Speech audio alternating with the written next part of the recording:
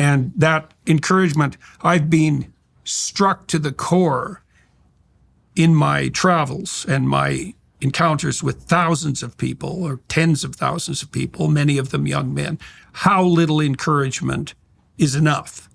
None is not enough. Some is enough. And they've got some encouragement from the podcast sphere world, and that's enough.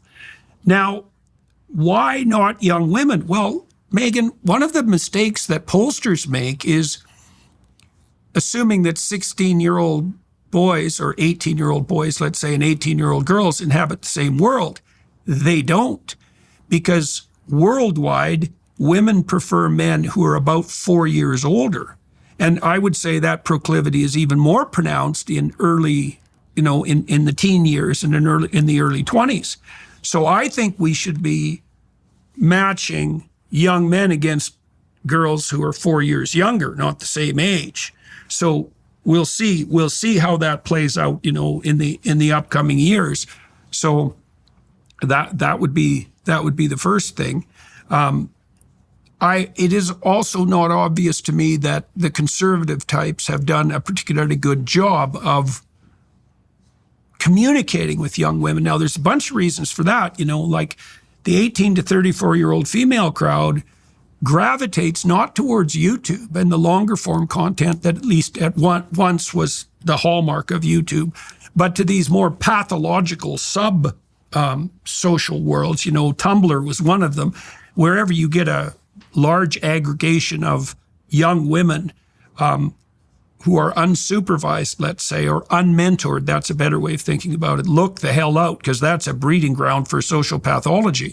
And young women get a lot of their information, I think it's 60 to 70% from TikTok. I know, it's terrifying. And TikTok is a complete bloody snake pit, and the Chinese and the Iranians and the Russians have a major hand in that. And so that's not good. This is one of the main reasons I'm on TikTok, as a show, as a content creator. Right. I want my voice out there, and I want people to hear me and my message, just especially young women, to hear there's another way, and there are different ways of thinking about this.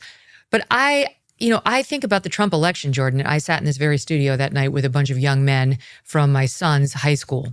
And there were 16, 17 of them. And we were up late. Trump, the election wasn't called until I think the 2 a.m. hour. And these guys, they didn't have to be a conservative or a Trump supporter to come here. Probably naturally, a lot of them just were. But when we called it for Trump, and I'm sure you saw this in your own world, but they weren't just like, yes. They were like this. Thank God. They were yeah, right. They were head in hands, like running their hands through their hair, like near tears. It was more than joy. It was like relief. Relief, yeah. Well, could you imagine a 4-year term of Kamala Harris?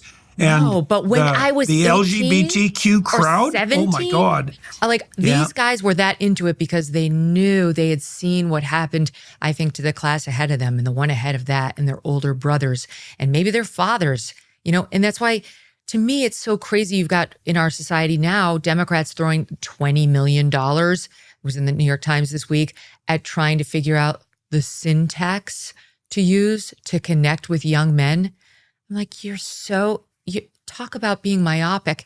You don't have the first idea where you've gone wrong or how profound the loss is.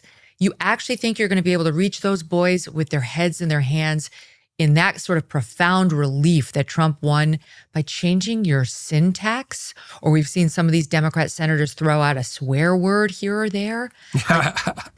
They have no idea the depths of the betrayal, I think, that these young men are feeling from those political leaders. And to me, that's the biggest divide right now, what the left has done to these young men.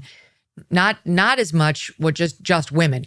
Yes, women, but also men of the left who have abandoned them, or at least gone along with these dominant women at the BLM protests and in corporate America preaching these things because they can't find their balls to stand up for what they know is right and exercise, yes, maybe some toxic masculinity. Here and there, it's actually quite useful. Well, as I said, my experience has been that the best pathway out for those young men is encouragement.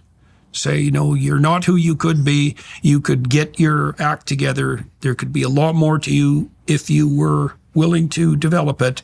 And, don't accept the line that you're intrinsically pathological. I had a friend who committed suicide because of that fundamentally when he was about 40. He had bought the sort of nihilistic Buddhist line that, the patriarchy was evil and male ambition was part of the force that was destroying the world. And he was a guilty colonialist. He lived up in northern Alberta where there was a lot of Native Canadians and there was a fair bit of tension there. And he wouldn't even defend himself in a physical fight if it came to that because he was so guilty. And, and some of that was irresponsibility on his part, let's say, and unwillingness to grow up and take on the challenges of productive life.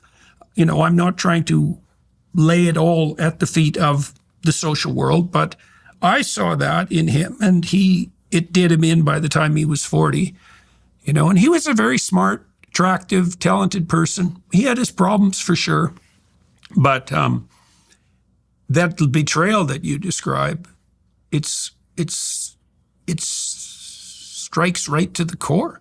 Mm-hmm. There's nothing moral about demoralizing young people, young men, in the name of defending Mother Nature against the patriarchy. That is it's an ancient form of nature worship violation. It always ends in child sacrifice, which is exactly the situation today.